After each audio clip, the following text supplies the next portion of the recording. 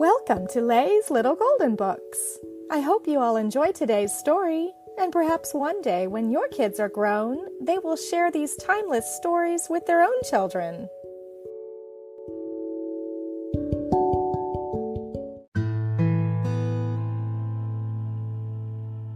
The Princess and the Pea by Hans Christian Andersen. A Little Golden Book.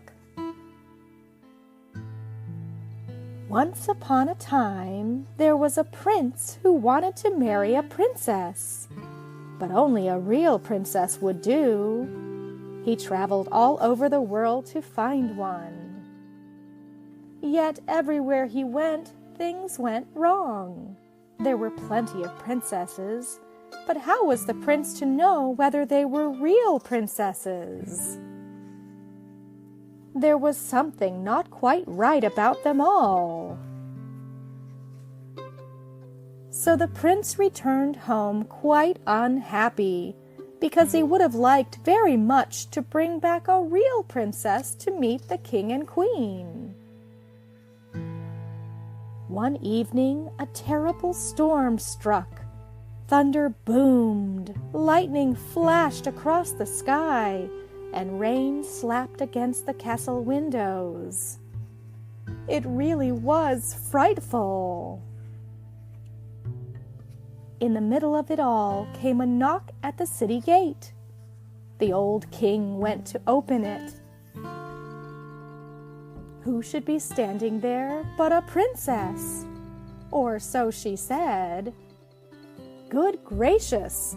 What a sight she was in all that rain and wind!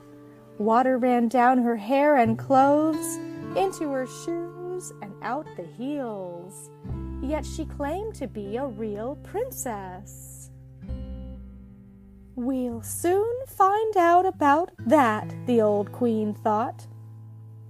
Without another word, the queen went straight into the royal guest room, took all the bedding off the bed, and carefully placed one pea on the mattress.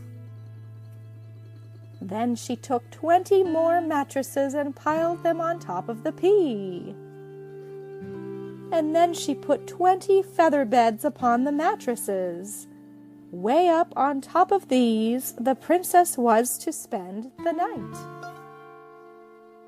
The next morning, the queen asked her, "Did you sleep well, my dear?"